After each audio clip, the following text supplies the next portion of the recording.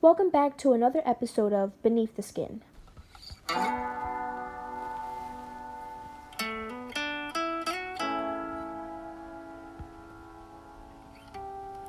Oh my Lord, here's a just reward. Bring me my devil just behind the door, she said, and flies down the road like thunder. I'm your host, Talia Timberlake, and today we're going to be talking about serial killers.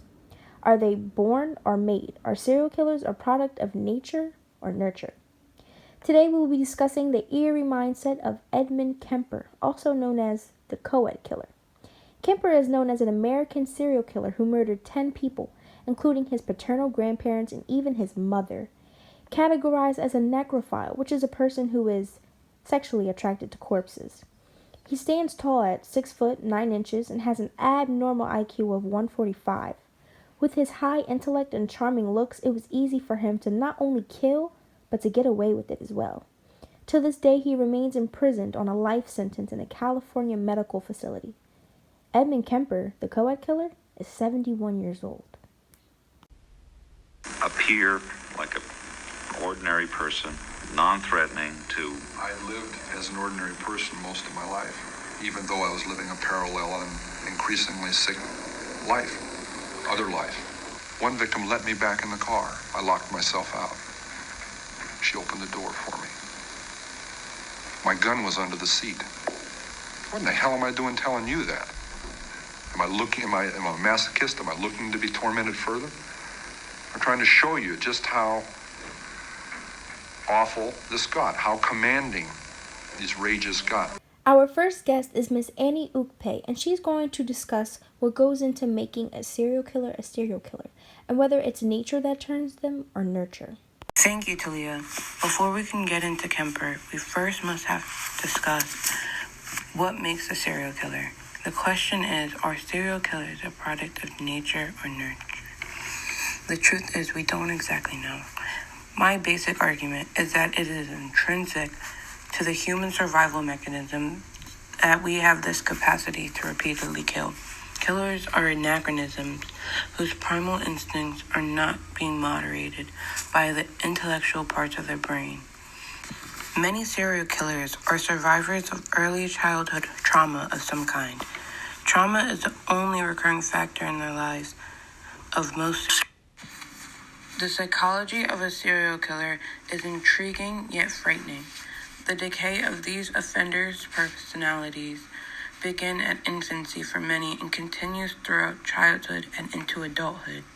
The serial killer tends to be neglected during significant stages of infancy, in which the development of the human personality begins. As these offenders enter childhood, they are still at a disadvantage socially.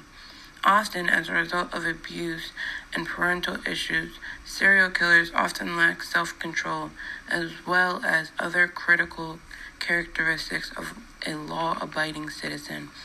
It seems as if socialization plays a large role in the formation of these monsters. A number of other criminological theories can be applied to the serial killer in some form. However, there are still anomalies. The biological trait theories, psychodynamic theory, and the organized-disorganized theory all attempt to explain the inexplainable action of serial killers. The biological trait theory applies as there is a great emphasis on infancy and childhood emotional growth. The psychodynamic theory applies as well as these men display actions that seem to be driven by their ID personality. Lastly, the organized-disorganized theory attempts to conclude personality and behavioral characteristics from the crime scene investigation. Our childhood is the period in our lives where we are molded to be ready for the real world. And all throughout Kemper's childhood, his father was rarely in the picture and his mother was a raging alcoholic. She tended to come home drunk and blame all of her problems on him. My mother was a sick, angry, hungry, and very sad woman. I hated her, but I wanted to love my mother. And I watched the alcohol increase. I watched her social life drop off. I watched her get bizarre.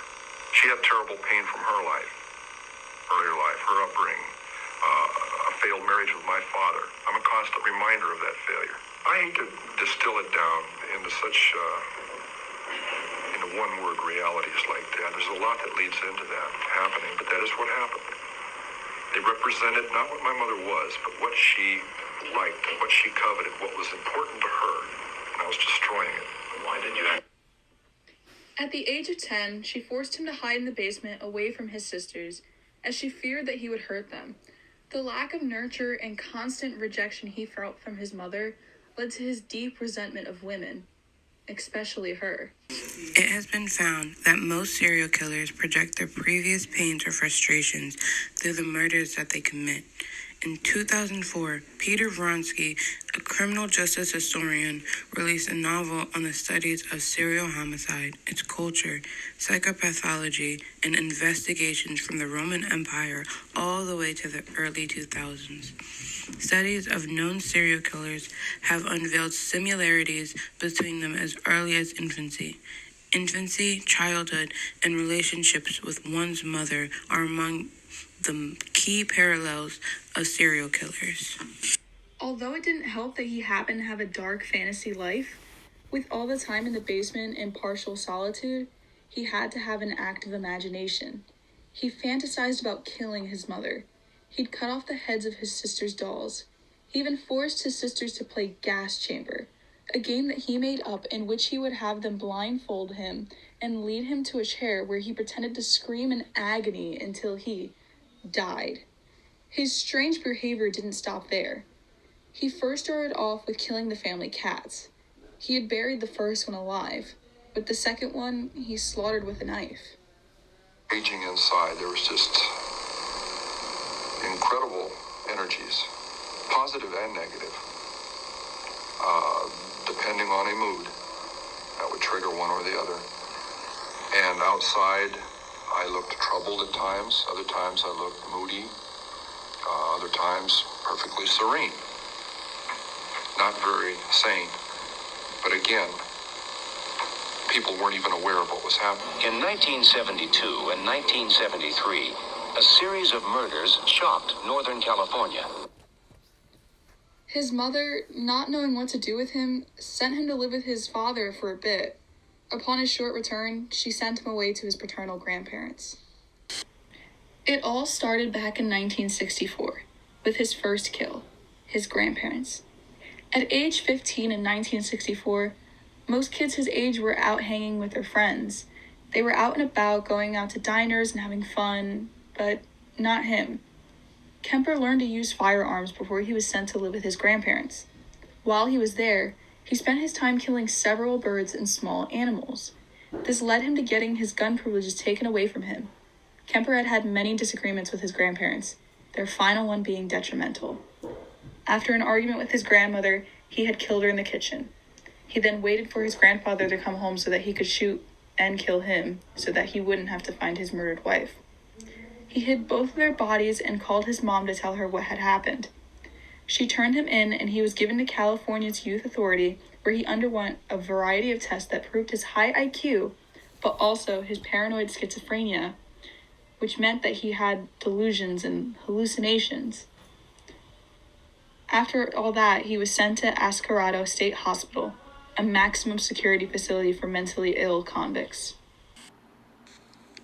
Ed Kemper would apply for a job as a state trooper, but because of his height and weight, be denied. He then applied for a job as a highway department worker and was able to become a highway department worker. While working for the highway department, he would start to discover all the women hitchhiking in the area. It was even said that he would store tools in his car to be able to fill his murderous desires. Some things including a gun, handcuffs, a knife, and many other things. Kemper started to offer female hitchhikers rides, and he'd get them to their destination, but soon this would take a turn for the worse. I was destroying it. Why did you actually kill the girls? My frustration, my inability to communicate socially, sexually. I wasn't impotent, but emotionally I was impotent.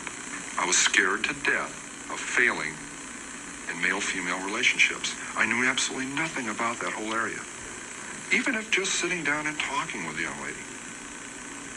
I need to be able to really communicate, and ironically enough, that's why I began picking people up. And I'm picking up young women, and I'm going a little bit farther each time. It's a daring kind of a thing.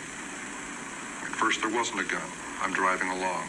We go to a vulnerable place where there aren't people watching, where I could act out, and I say, no, I can't. And then a gun is in the car, hidden. And this craving, this awful, raging, eating feeling inside. I could feel it consuming my insides. In May 1972, Kemper offered two Fresno State students, Mary Ann Pasha and Anita Luchessa, both a ride. However, little did they know it would be the last time they saw that campus or the last time they would talk to a friend or family member until their bodies were discovered on August 15th. Mary's head would be found in the woods near Santa Cruz, California, and Anita's body was never found. He later told investigators that he had stabbed and strangled Mary and had stabbed Anita. Kemper told investigators, Anita began screaming very loud, and I could hear voices getting closer in the distance. I began to try to stab at her eye sockets, but every time I tried to stab her, she reacted to each one differently. She was actually fighting me, almost succeeding, but she really didn't have a chance. Kemper would also come to admit he would bring the bodies back to his apartment, remove their heads, and then engage with sexual activity with the dead corpse. In September 1972, Kemper would strike again. Akio Ku, a 15-year-old girl on her way to dance class, never ended up making it. She too would face the same fate as Kemper's last two victims. In January 1973, his next victim, Sydney Skull, would have been shot, which led to her death. He would then take her body back to his mother's house and put her dead body in his room, then dismember her corpse the next day. He threw her remains in the ocean. Her body parts were later discovered when they washed up shore. He would bury her head in his mother's backyard. The next strike, in February 1973, Kemper would strike on a campus again, being able to gain a campus parking sticker given to him by his mother. He offered a ride to Rosalind Thorpe and Alice Liu. He also shot these two women, but he would then take the two injured women in his vehicle and drive right past campus security without anyone discovering the two injured women in his vehicle. Decapitating his two victims and further dismembering of their bodies, he removed the bullets from their heads and disposed of their parts. Here's a clip of Ed Kemper explaining his first murder. It was overwhelming me. It was like drugs. It was like alcohol. A little isn't enough. At first it is. And as you adjust to that, psychologically and physically, you take more and more and more. It's the same process. So it finally came down to the thing of, do I dare bring this gun out? Already realizing if that gun comes out, something has to happen. It was going to happen. I didn't see it then, but it was going to happen. I was playing a dangerous game with a loaded gun. It got us all. On one occasion, Kemper picked up two roommates in Berkeley.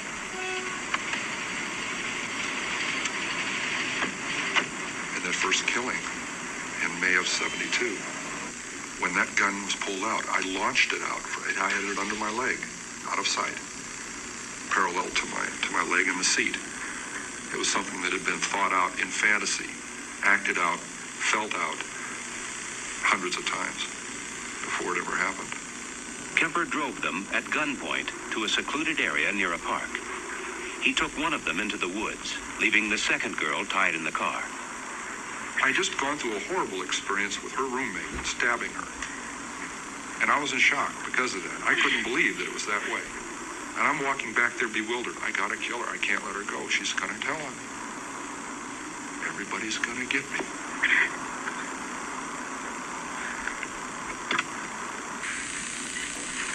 And I think, whoa, I don't want her to know what happened. I said, your friend got smart with me. She'd been getting really smart with me a lot, but I never hit her. I killed her, but I didn't hit her.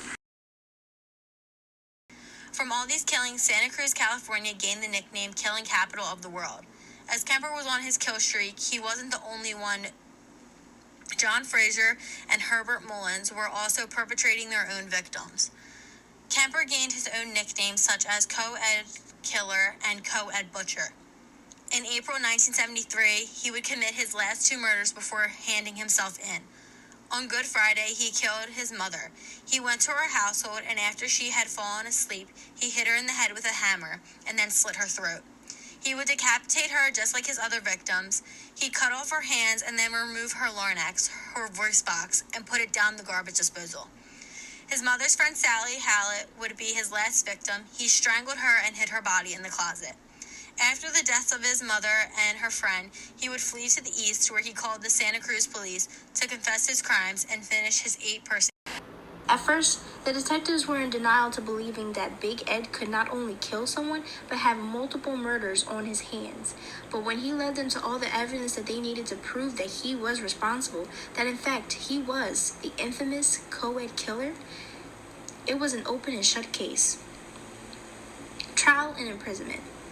Charged with 8 counts of first-degree murder. His trial began October of 1973. He was found guilty on all charges in early November. When asked what his punishment should be, he said he should be tortured to death. Instead, he received 8 concurrent life sentences. He's still serving time today at California Medical Facility in Vacaville, California. Ed Kemper, the co-ed killer. He killed 10 people, his grandparents, his mom, and her friend. And then he confesses to murdering all of them. He tells the police everything they want to know. He gives them all the evidence that they need. He has an IQ of 145. You don't find many serial killers that are that smart. He could have kept doing what he wanted to do. He could have kept killing. But something in him, something in his bones, told him that it was wrong. He knew it was wrong. He knew what he was doing was literally crazy. But it's like he couldn't help himself. It kind of turns me to think that maybe it was in his DNA, that maybe he was born a killer. But then again, the things that happened in his childhood and, you know, the insecurities that he had as a young boy growing up and not being able to talk to certain girls and being afraid, you know, he was a big boy at an early age. He was pretty scary to most people. You could understand why he was kind of, you know, socially distant from everyone. You could see why he could have turned to killing people, in a sense. I don't know. What do you guys think? Do you think that serial killers are born made? Or do you think that it's nurturing and the people around you that make them go crazy? That's it for today, you guys. Please give a warm thank you to our producers, Alessia Ross Tarangino, Annie Ukpe, and Nina Ward, who has a website that viewers can check out at www.beneaththesurface.com. Please give a warm hand for our team editor, Naomi Diaz, and our host, Talia Timberlake. If you or anyone you know of suffer from depression or any other mental disorder, please call our emergency crisis hotline at 1-800-555-6575. Again, that's 1-800-555-6575. That transfer you directly to our team's therapist, who is more than happy to help with any problems going on. Please, if you can go donate to our sponsors, Johnson & Johnson, New York Times, Oprah Winfrey Network, and Washington Post. If it were not for them, this show wouldn't have the best group of people here to educate and entertain. Join us on our next week's segment that's going to be about the one and only Ted Bundy, a charming yet pure evil gentleman from Burlington, Vermont, and he was sentenced to death in Florida in 1989 after confessing to kidnapping, rape, and murder. There's so much more here on Beneath the Skin. Have a good night, ladies and gentlemen.